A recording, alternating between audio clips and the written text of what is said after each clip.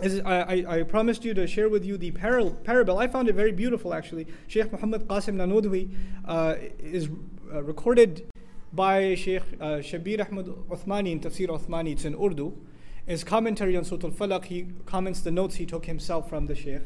And he says, he gives a parable explaining Surah Al-Falaq and the different kinds of harms it protects us from.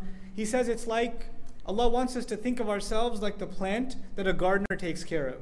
A gardener is planting a plant in the ground, and it has different problems that it has to protect itself from. Number one, there are animals like, a goat or a lamb or something that wants to graze on that plant. It wants to chew on it. Now the goat or whatever animal it may be, or even a bug or a bird, it's not the enemy of the farmer. It's only doing that because that's in its nature. Allah created it, and part of that creation is it's going to eat a plant or it's going to chew on it. This is part of the manifestation of min sharri ma khalaq. There are things Allah created, and they can cause you damage, not because they're evil, but because that's what they do. A shark or a lion or whatever is going to do what it does. And it's not because it's evil, it's acting out in accordance with its nature. So in the way Allah created things naturally, there's the potential for you receiving harm just in the natural order of things. And so you have to ask Allah for protection from them. But that's not the only kind of protection He seeks. So He fences the plant around so the goat doesn't come by and chews it up.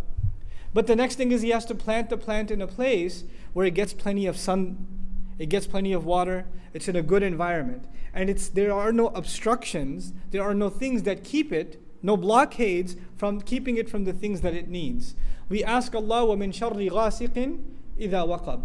And this ghasaq and waqab, the barrier of dark, keeping you from what you would otherwise have access to in the light of day, is just like that farmer who wants that there are no blockades. There are no obstacles in his path. And the obstacle for the human being clearly becomes the dark of the night. Then he says the third element is that what if you have too much water or too much sun?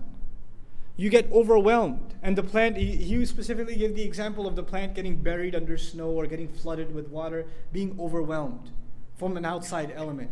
وَمِن شَرِّ النَّفَّاثَاتِ فِي الْعُقَدِ. I mentioned to you before, when people, their sorcery is done on them, they feel like they're being suffocated from within. They feel like they are being pressured, or there's this heavy burden inside of them. That's the feeling of someone who magic has been done on. And finally, he protects his garden and his plant from an enemy who wants to harm him. It's not just the elements. It's not just he wants to make sure it gets enough sunlight or whatever. Not just the animals, but there's an actual enemy that wants to make sure his plant is destroyed. How does the surah address this enemy? وَمِن شَرِّ حَاسِدٍ إِذَا حَسَدٍ. So from every angle, just like that plant the gardener wants to protect, Allah Azza wa Jal wants to protect ourselves. And He wants us to seek protection for ourselves.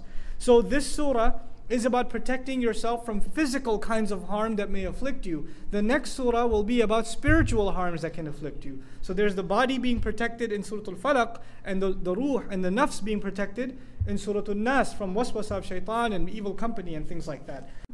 The final comment on this I want to share with you about the hasidun, the people who have hasad against us. Who is on our side? What do you have to worry about? People, Muslims, getting all proud. Man, they have this many weapons, and they have these many agents, and they've got this, and they've got the other, and all this conspiracy theory. Who do you have on your side? قُلْ أَعُوذُ بِرَبِّ الْفَلَقِ. All the darkness on one side, and the one who tears through the darkness and brings light to you on the other side. What do you have to worry about? We have to hold on to this book and seriously believe in it. When it gives us counsel, we have to take it as counsel for us.